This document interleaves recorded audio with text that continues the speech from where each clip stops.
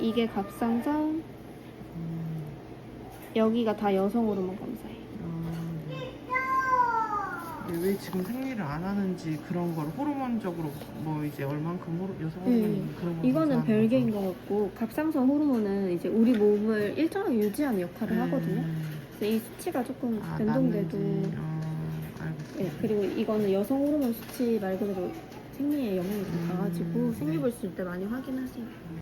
그 이야기를 듣고 순간 마음이 철컥 내려앉았는데, 유방암 카페에 찾아보니 호르몬 치료를 중단하더라도 생리가 돌아오는 기간이 보통 3개월에서 6개월 정도 걸리는데, 그것도 사람마다 다 차이가 있다고 하더라고요. 1년이 걸린 사람도 있고 또 3개월 만에 돌아오는 사람도 있고, 그래서 한편으로는 마음이 놓였습니다. 임신 준비를 하기로 마음먹고 나서 여러 정보들을 많이 찾아보고 또 병원에도 여쭤보고 왔는데, 난소 검사를 하는 데에 있어 국가에서 지원이 된다고 하더라고요. 심지어 결혼 유무 상관없이 여성 최대 13만 원, 남성 최대 5만 원까지 지원을 해준다고 해서 저는 바로 신청했는데, 아이 준비를 계획 중이시라면 영상 보고 신청해 보시면 좋을 것 같아요. 신청 후 며칠 뒤에 검사 의뢰서가 발급되었다는 문자를 받았고, 처음 신청했던 홈페이지에 들어가서 검사 의뢰서를 발급받았습니다.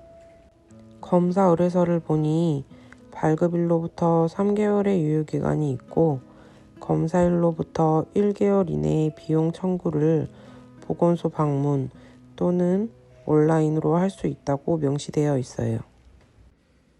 요즘 저는 유방암 환우분들의 임신 준비 과정을 많이 찾아보면서 호르몬 치료를 중단함으로 인해 찾아오는 몸의 변화에 귀 기울이며 지내고 있어요.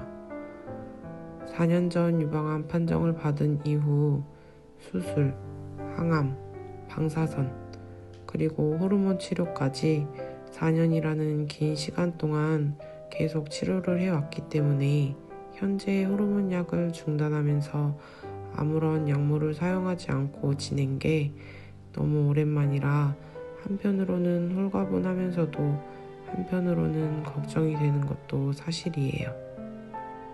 그렇다 보니 저도 모르게 여러 부분에서 예민해지는 요즘 많은 생각을 들게 하네요. 앞에 보여드린 영상에서 말씀드렸듯이 자궁경부암 검사를 해야 하기도 했고, 임신 준비를 위해 산부인과에 다녀왔어요. 저의 상황을 말씀드렸고 검사를 진행했는데, 자궁 내막의 두께도 많이 얇은 상태일 뿐더러 자궁 크기도 작다고 하시는 말씀에 마음이 많이 무거워졌고 현실의 벽에 부딪히는 기분이 들었습니다. 현재 저는 호르몬 치료를 중단한 지도 어느덧 3개월이 되었음에도 호르몬 치료를 할 때 느껴지는 부작용으로 갱년기 증상 중 하나인 열 오르내림이 현재까지도 종종 찾아오는 것도 사실이고, 아직 몸이 돌아오려면 시간이 조금 걸리나 보다 라고 생각을 하다가도 마음이 편하지만은 않네요. 마치 유방암 판정을 받고 처음에 들었던 마음과 비슷한 마음인 것 같아요. 환절기에 찾아오는 감기에도 걱정과 불안한 마음을 떨치지 못했던 그날들처럼 요즘에도 작은 통증에 민감하게 반응하게 되고, 그로 인해 병원을 더 자주 가게 되고, 먹는 것도 더 신경 쓰게 되고, 잠시 잊고 지냈던 운동도 조금씩 다시 시작하고 있어요. 요즘 날씨가 너무 덥지도 않고 그렇다고 춥지도 않은 날씨라 공원에서 운동하는 사람들도 무지하게 많더라고요. 그 속에서 같이 어우러지다 보면 답답했던 마음도 무거웠던 마음도 그 순간만큼은 편안해지는 기분이 들어요. 이렇게 저 나름대로 나를 다스리는 방법을 찾아가고 있는 요즘입니다. 퇴근하고 왔더니 집에 도착한 우편물 하나.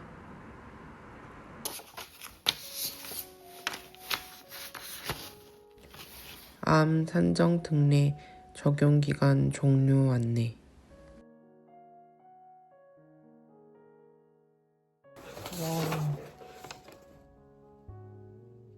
이제 산정 특례 기간이 9월 27일날 끝난대요. 와, 이게 끝나는 날이 오는구나. 이게 5년 동안 산정 특례 기간이 적용되는 건데 이제 이번 9월 27일이면 종료가 됩니다. 기분이 이상하네요. 항상 궁금했는데 정률 이후에 정기적인 추적 검사 그리고 재발 방지를 위한 호르몬 치료도 그리고 합병증 치료도 재등록 대상이 아니래요.